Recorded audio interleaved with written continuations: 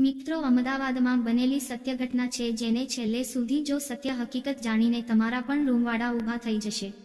મૈને ખૂબ જ ગરીબ પરિવારમાં જન્મ લીધો હતો। મારા મમ્મી એક ખૂબ મોટા બંગલામાં કામ કરતા હતા।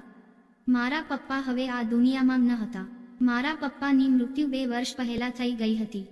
એટલા માટે હું અને મારી મમ્મી એકલા રહેતા હતા। જ્યારે નાની હતી ત્યારે મમ્મી મને પડોશીના ઘરે મૂકીને જતી રહેતી હતી। હું બાજુવાળા આંટીની છોકરી સાથે રમતી રહેતી હતી, પણ જ્યારે હું 15 વર્ષની થઈ તો મારી માં મને તેની સાથે કામ ઉપર લઈ જવા લાગી। હું પહેલા ક્યારેક મમ્મીની સાથે બંગલામાં જતી રહેતી હતી, પણ ત્યાં કામ કરતી ન હતી। પણ આજે જ્યાં મને મારી મમ્મી લઈ ગઈ છે તે બંગલો બીજો હતો। મારી માને પૂછ્યું, તેણે મને કહ્યું કે આ ઘરની માલકીન ખૂબ જ વધારે પૈસા આપે છે। પછી મમ્મી મને અંદર લઈ ગઈ। ઘરની માલકીન ઘરના આંગણામાં જ બેઠા હતા। મારા મમ્મીને જોઈને તે સ્ત્રીના મોઢા પર કંઈક અલગ જ ખુશી દેખાઈ રહી હતી। મારી મમ્મી તે સ્ત્રી સાથે મારી ઓળખ કરાવી। તે સ્ત્રી મારી સામે પણ ઉપરથી નીચે સુધી કંઈક અલગ જ નજરથી જોયું હતું। તેને આવી રીતે જોઈ રહી હતી તે મને બિલકુલ ગમ્યું ન હતું। મમ્મીએ કહ્યું કે આજથી મારી છોકરી પણ મારી સાથે કામ પર આવશે। તો તે સ્ત્રી કહ્યું કે હા, તો તે ખૂબ જ સારું કામ કર્યું છે। પછી મારા મમ્મીએ કહ્યું કે ઘરમાં કચરો કાઢી નાખ, પછી રસોડું સાફ કરી નાખજે, પછી હું તને બીજું કામ કરું છું। તે બંગલાની માલકીને મારી મમ્મીને રૂમ તરફ જવા માટે ઈશારો કર્યો। મારી માં તે માલકીન સાથે રૂમમાં જતી રહી અને પછી રૂમનો દરવાજો અંદરથી બંધ કરી લીધો। મેં એક નજર ઝાડુ તરફ જોયું અને બીજી નજર બંગલા તરફ ફેરવી। મને કામકાજ કરવાની આદત ન હતી અને બંગલો એટલો મોટો હતો કે મને કચરા પોતા કરવામાં જ 2 કલાક લાગી ગયા। હું મારું કામ કરીને જ થાકી ગઈ હતી અને પછી હું રસોડા તરફ ગઈ તો આખો રસ્તો ખૂબ જ ગંદુ હતું અને ઘણા બધા વાસણો પડ્યા હતા। આ જોઈને મને રડવાનું મન થઈ રહ્યું હતું। હું આટલું બધું કામ એકલા કઈ રીતે કરી શકતી હતી, પણ મારે કરવું ખૂબ વિચારી રહી હતી કે મમ્મી મને બધા કામ સોંપી દીધા પછી તે રૂમમાં દરવાજો બંધ કરીને શું કરતા હશે। હું રસોડાનું કામ કરીને જ્યારે બહાર આવી તો જોયું કે માલિકીના રૂમનો દરવાજો હજી બંધ હતો। મને ખૂબ જ ભૂખ લાગી રહી હતી, એટલા માટે મેં માલિકીનો દરવાજો ખટખટાવ્યો। થોડીવાર પછી મારા મમ્મીએ દરવાજો ખોલ્યો। તે આખા પરસેવે રેબઝેબ થઈ ગયા હતા અને મને કહ્યું કે તે થોડીવાર બહાર બેસ, હું હમણાં આવું છું। આટલું કહી મમ્મી અંદર જઈને ફરીથી દરવાજો બંધ કરી દીધો। થોડીવાર પછી મમ્મી બહાર આવી અને બહાર નીકળીને તરત જ રૂમનો દરવાજો બંધ કરી દીધો અને મને પોતાની સાથે લઈને બંગલાની બહાર નીકળી ગયા। મમ્મીની આંખો સોજી ગઈ હતી। એવું લાગી રહ્યું હતું કે તે રૂમની અંદર રડીને આવી છે। મમ્મીએ તો બંગલાની અંદર કંઈ કામ પણ નથી કર્યું, તો આખો દિવસ માલિકીના રૂમમાં જ રહી હતી। બધું કામ તો મેં જ કર્યું હતું। મારી માને જોઈને એવું લાગી રહ્યું હતું કે તે ખૂબ જ થાકી ગઈ છે। ખબર નહીં એમ તો શું કામ કર્યું હશે। મારી માં ઘરે જઈને તરત જ પોતાના રૂમમાં જતી રહી અને દરવાજો બંધ કરી દીધો। મને ખૂબ ભૂખ લાગી હતી અને જમવા માટે કશું ન હતું। અડધા કલાક પછી મારી માં રૂમમાંથી બહાર આવી। તેમને કહ્યું કે મને ખૂબ જ ભૂખ લાગી છે, તો તે કહેવા લાગી કે બાજુવાળા આંટીને ત્યાંથી લઈને શાક લઈ આવ અને હું તારા માટે રોટલી બનાવી દઉં છું। તું બાજુમાંથી શાક લઈ આવી અને એટલી વારમાં મમ્મીએ રોટલી બનાવી નાખી હતી અને રાત્રે પણ મમ્મી મારું મનપસંદ ભોજન બનાવ્યું, જે મને ખૂબ જ પસંદ આવ્યું હતું। પ્રાથમિક જમવાનું સવાર માટે થોડું રાખી દીધું હતું। માંગે મને કહ્યું કે હું સવારે કામ પર જતા પહેલા રોટલી બનાવી આપીશ। મેં મારા મમ્મીને કહ્યું કે કાલે હું તારી સાથે કામ પર નહીં આવીશ, ઘર ખૂબ જ મોટો છે, હું ત્યાં કામ નહીં કરી શકું। મારી માં કહેવા લાગી કે હવે તું મોટી થઈ ગઈ છે, તું હવે કામની આદત પાડી લે। મોંઘવારી દિવસે ને દિવસે વધતી રહી છે અને હું એકલા ઘરનો ખર્ચો ઉપાડી શકીશ નહીં। અને હું ચૂપ થઈ ગઈ અને ઘર સૂન થઈ ગયું હતું। મમ્મી માલિકીના રૂમમાં જતી રહેતી હતી અને ઘરનું બધું જ કામ મારે જ કરવું પડતું હતું। મને ખૂબ જ ગુસ્સો આવી રહ્યો હતો અને સાથે સાથે આશ્ચર્ય પણ હતો કે મમ્મી જ્યારે રૂમમાંથી બહાર આવે છે ત્યારે તે પરસેવાને લીધે ભીંજાઈ ગઈ હોય છે અને તેની આંખો લાલ થઈ ગઈ હોય છે અને ખૂબ જ થાકેલી લાગે છે।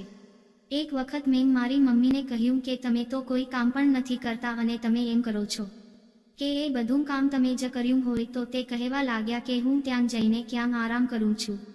મારું બી જે ઘરમાં ગમી જાય તે ઘરને બરબાદ કરી નાખે છે। મમ્મીની આવી ગોળ ગોળ વાતો મને સમજાતી ન હતી।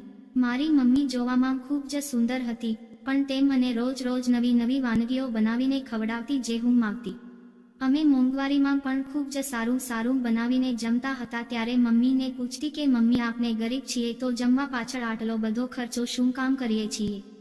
તો મારા મમ્મીએ કહ્યું કે હવે તું પણ તો મારી સાથે મહેનત કરીને કમાવા લાગી છે, તને પણ હવે સારું ખાવા પીવાની જરૂર છે.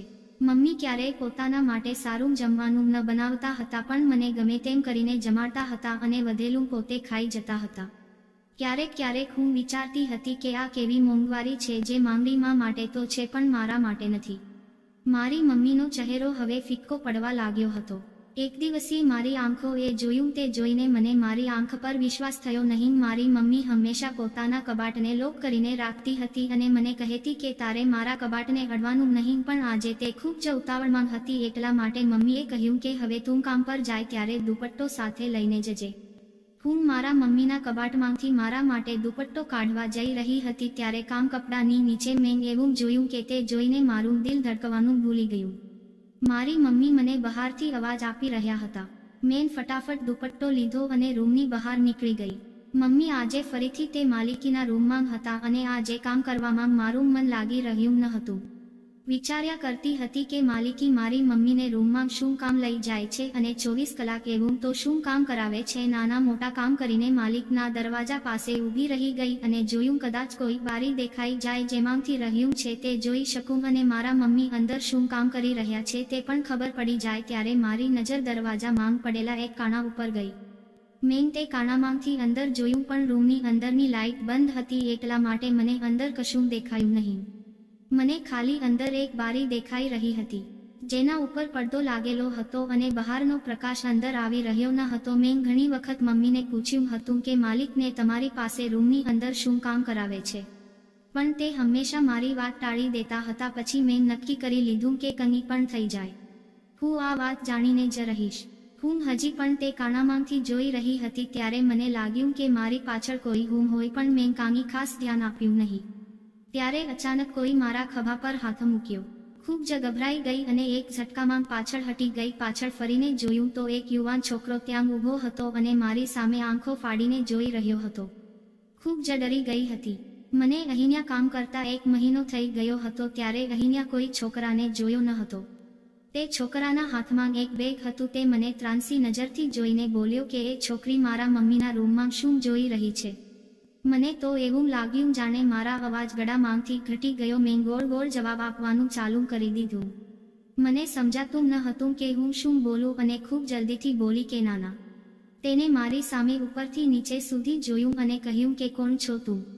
મારા મોઢામાંથી નીકળી ગયું કે હું મારા મમ્મીની છોકરી છું. મારું મગજ કામ કરી રહ્યું ન હતું. મને ખબર નહોતી કે હું શું જવાબ આપી રહી છું. આ જવાબ સાંભળીને હસવા લાગ્યો. તેણે કહ્યું કે બધા છોકરાઓ પોતાના મા બાપના છોકરાઓ જ હોય છે. હું પણ મારા મમ્મીનો છોકરો છું, પરંતુ મને કે આના સિવાય તો બીજું શું છે? ઘરમાં નોકરાણીની છોકરી છું અને તેની સાથે જ અહીંયા કામ કરું છું. મારી વાત સાંભળીને તેને એક સાઈડ બેગ ફેંકી દીધું અને મારી સામે આવીને સોફા પર બેસી ગયો અને પોતાના પક્ષ સામે પડેલાથી કોઈ પર રાખી દીધા અને પછી ઈશારાથી મને પાસે બોલાવી અને કહ્યું કે એ છોકરી મારા બૂટ કાઢ. આ સાંભળીને મને ઘણી હેરાન થઈ ગઈ. હું એક નોકરાણીની છોકરી હતી પણ આવું કામ ક્યારેય કરી શકતી ન હતી. તો મેને ચોખ્ખી ના પાડી. મેં કહ્યું કે હું મારું કામ નથી કરતી. તો તેને મને કહ્યું કે અચ્છા તો મારી માના રૂમમાં તાક ઝાક કરે છે અને કામ નથી કરતી. મારી વાત સાંભળ, જો મેં મારી માને તારી હરકત વિશે કહી દીધું તો તને અને તારી માને નોકરીમાંથી કાઢી મૂકશે. આ સાંભળીને મારા હોશ ઉડી ગયા. મેં તેને કહ્યું કે તમે એવું કશું નહીં કરતા, મારી મમ્મી મને ખૂબ જ મારશે. આ વાત